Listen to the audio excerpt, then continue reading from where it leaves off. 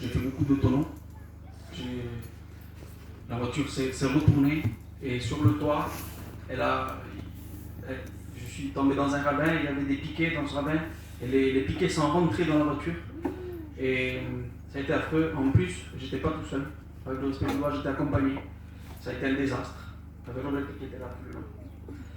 Et souvent, à chaque fois que je témoigne, je dis qu'il y avait Roberto. Et ce soir, il est là, de mon côté. Je suis très content. Et c'était un désastre. Ils ont mis 4 heures à me sortir de la voiture. Et moi, pendant ce temps-là, j'étais dans un coma. J'ai demandé aussi à des spécialistes, des professeurs. Ils ont dit que j'ai fait une mort imminente. C'est-à-dire que mon cœur s'est arrêté de battre 40 secondes, à peu près 43 secondes. Donc j'étais mort cliniquement pendant plusieurs secondes. Et apparemment, c'est pendant ces plusieurs secondes que Dieu a pu me montrer des choses. Alléluia. Vous savez, et on ne va pas vous présenter l'enfer ni le séjour des morts aujourd'hui. C'est Jésus. Amen. On soit bien d'accord. Mais j'ai vu cet endroit. On a parlé avec des pasteurs et tout, et c'est bien cet endroit que j'ai pu visiter. Et j'aurais préféré visiter le ciel, je vous le dis, mais Dieu a fait comme ça fait comme ça. Et vous savez, quand je me suis trouvé là, dans cet endroit, première chose qu'on ressent, c'est beaucoup de tourmente. Après, plus j'entrais là-dedans, c'était la séparation. J'étais comme dans des chambres. Dans ces chambres, il y avait des portes. Ces portes étaient fermées avec des cadenas. Et j'entendais ma famille au loin. Je ne pouvais pas les voir. C'était affreux. C'était très affreux. Au bout d'un moment aussi, j'ai pu voir une salle. Il y avait une horloge dans cette salle. Et puis, jusqu'à 7 ans après, je n'avais pas compris la définition, ce que voulait dire cette salle. Et maintenant, je la comprends. Parce que j'ai supplié Dieu. C'était en 2017. J'ai dit, Seigneur, si tu ne m'expliques pas ce que j'ai vu, je vais tomber en dépression. Je vais être très angoissé, j'aurai très peur toute ma vie. Donc Dieu m'a expliqué par son esprit. Et dans cette deuxième salle que j'ai vue, il y avait une horloge. Et j'entendais la voix de certaines personnes que je connais. Et ces personnes, c'est des personnes qui allaient aux réunions. Ils allaient aux réunions, mais ils n'avaient jamais pris de décision. Ils ne savaient pas quoi faire, ils me disaient je ne sais pas si accepter, je ne sais pas si finalement c'est dur, je ne sais pas. Et maintenant encore, ces personnes, elles sont toujours dans le même état, ça fait 11 ans. Donc on voit cette vision, et ça voulait dire que dans cette salle, c'était les indécis, les tièdes. Et oui, c'est ça. C'était les tièdes qui se trouvaient là-dedans. Il y en a même un d'eux, je ne vais pas vous effrayer, ça fait 1 an de ça, il est possédé. Le pasteur fils, il a dit qu'il a plusieurs légions. Donc, vous savez, trop jouer, trop, ça peut apporter que du mal. Ça n'apporte pas du bon. Soit on accepte, soit on n'accepte pas. Dans cette salle, il y avait des gens comme ça. Après, il y a eu d'autres salles qui étaient terrifiantes aussi. Et j'ai pu aussi être dans ces visions, être ravi en esprit, puis voir des visions comme vivre des versets. Et il y a eu un endroit aussi. Il n'y avait pas que des endroits qui faisaient peur.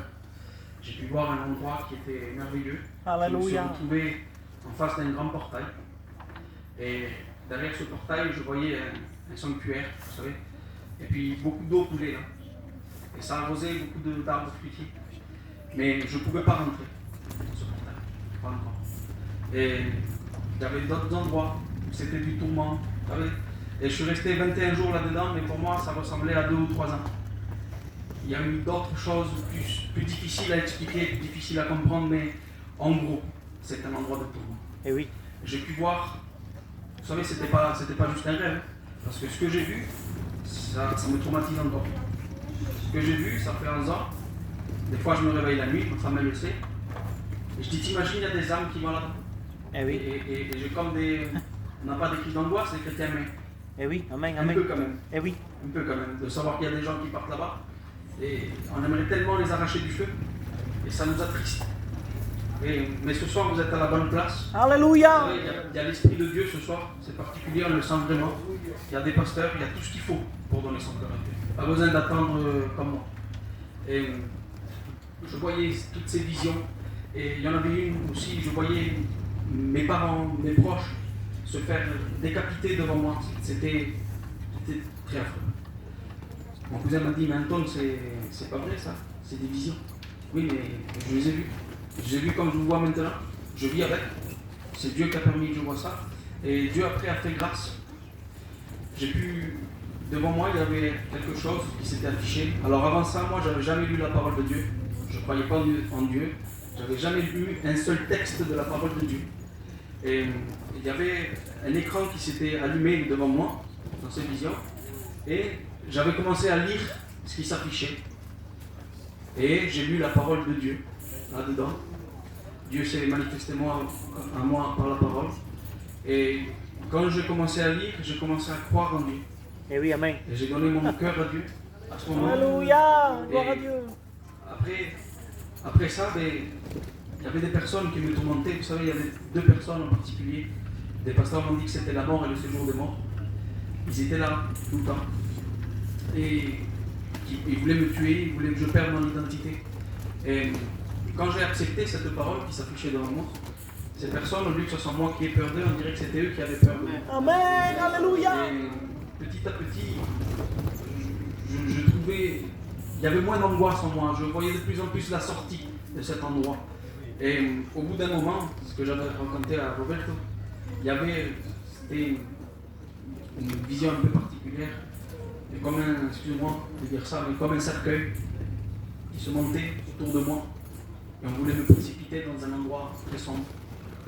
Et j'ai pu expérimenter un psaume de David qui dit j'étais en proie à la souffrance, les liens de la mort m'environnaient.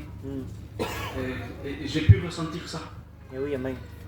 Mais après ça a été la dernière vision. J'ai pu me réveiller. Et quand je me suis réveillé, je louais Dieu. Je louais Dieu, je ne pouvais pas parler, mais je pointais le ciel. Je disais qu'on appelle mon oncle Francky qui lui croyait en Dieu. Je veux lui expliquer. Mais on m'apportait un cousin. Mais je disais non, c'est pas vrai que je vois. Et sur un papier, il y avait quelque chose de particulier. J'avais écrit Béziers. Bizarre, je suis de Bordeaux. Alors c'est bizarre de sortir d'un coma. Première chose qu'on écrit, Béziers. Et on disait, tout le monde était étonné. Il y avait Roberto, sorti de la réanimation. Il y avait Roberto assis. Je ne l'avais jamais vu de ma vie. Je lui avais levé la main. Et je demandais à mon père et tout qu'ils appellent cet homme, qui vienne, que je voulais lui parler.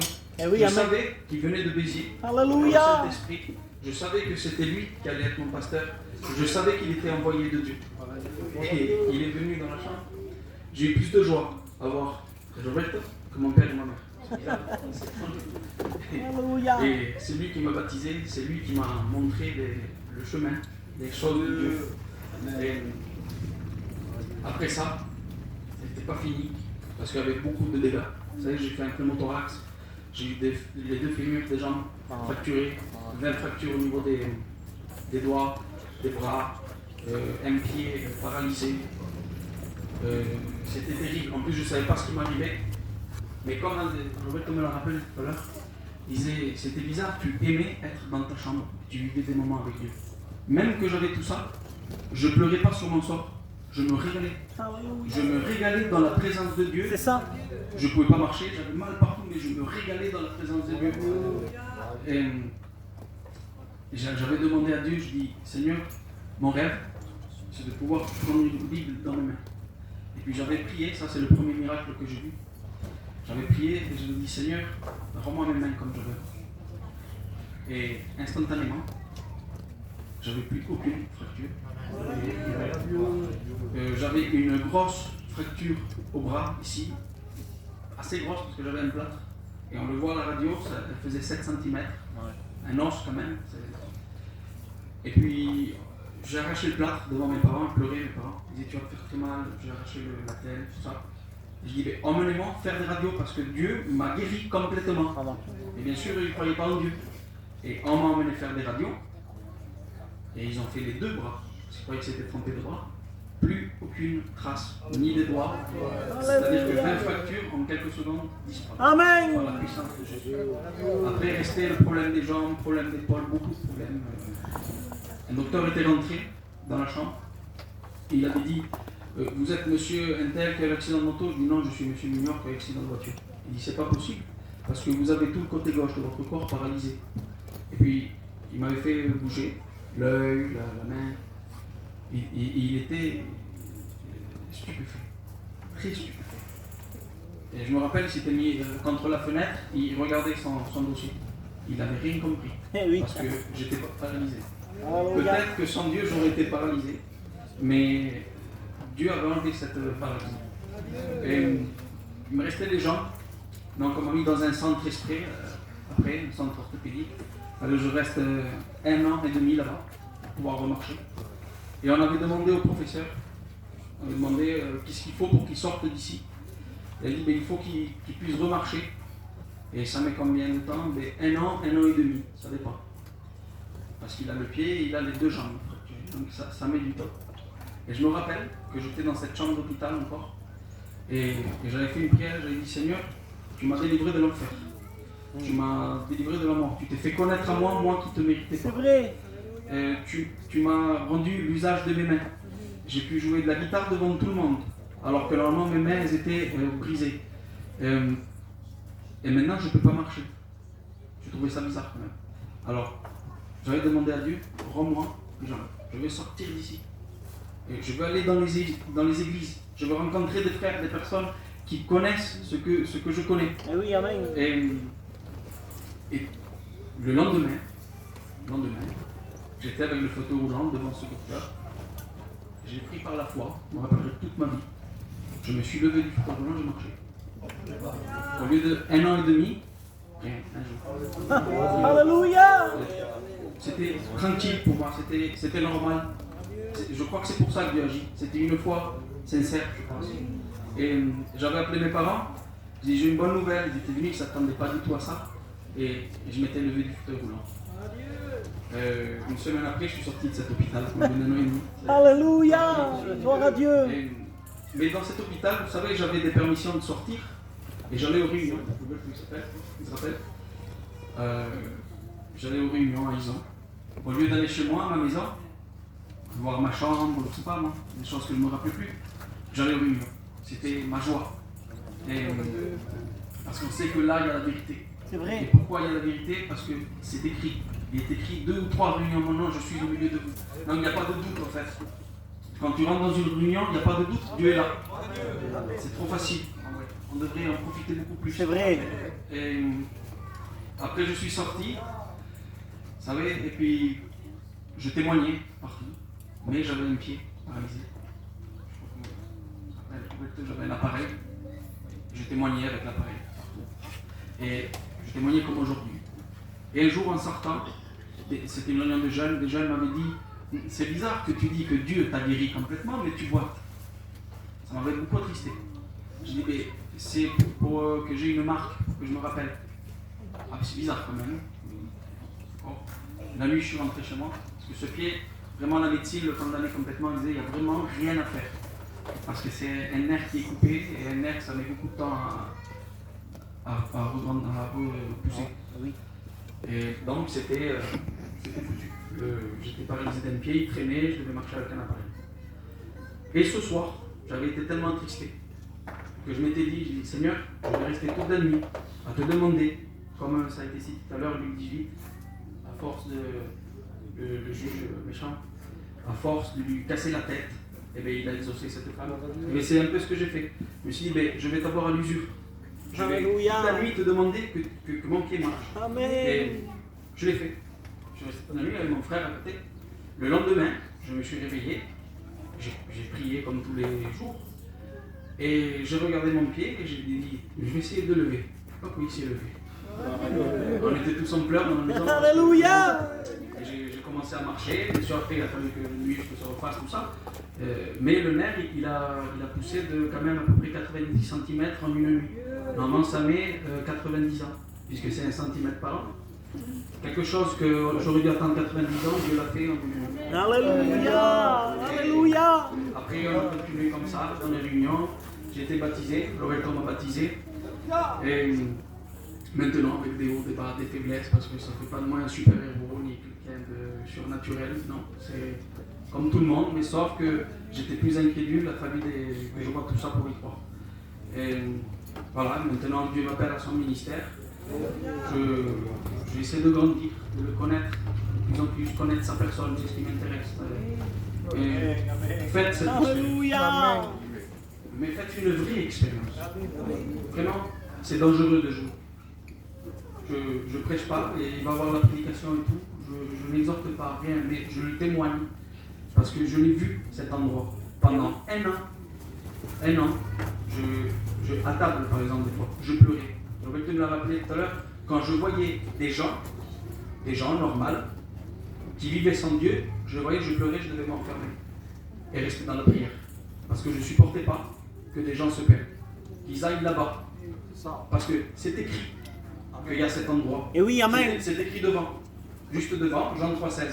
Car Dieu a tant aimé le monde qu'il a donné son Fils unique afin que quiconque croit en lui ne périsse point. Donc déjà là, il avertit Jésus. Ne périsse point. Il a fait tout ça. C'est pour vrai, qu'on ait pas amen. là-dedans, pour qu'on soit sauvé. Et ça m'attristait beaucoup que les gens ne veulent pas accepter Jésus. Et il y a quelque chose qui m'attristait plus, c'est de voir des gens qui écoutent la parole de Dieu, qui ne se donnent pas à Dieu. Parce que des gens qui n'ont jamais entendu parler, qui se perdent par faute d'ignorance, ça va.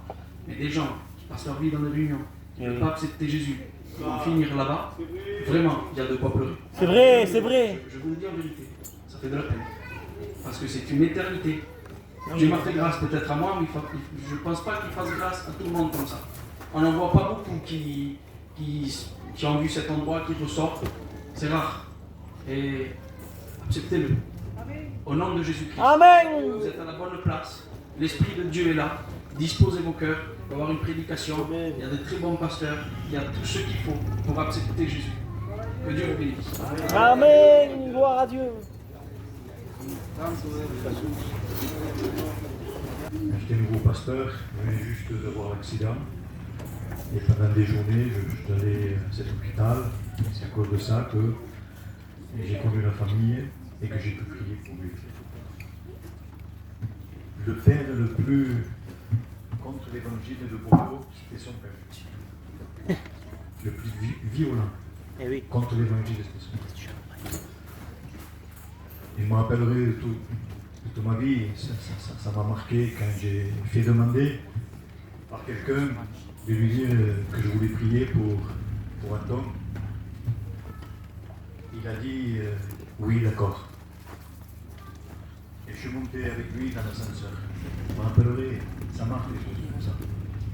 Quand j'ai ouvert la porte de la chambre, il était tout branché, Eh oui. tout partout. Et j'ai fait une prière que je me rappelle, vous savez que les trois quarts ici me connaissent et j'ai pas trop de mémoire. Eh oui. Mais je me rappelle de la prière que j'ai faite. Seigneur, au plus vite. Sauve-le là. Et au plus vite qu'il rentre chez lui. 17 jours de coma, le lendemain il est rentré chez lui. Il est sorti du coup. Béni soit le Seigneur. Je crois de tout mon cœur que Dieu.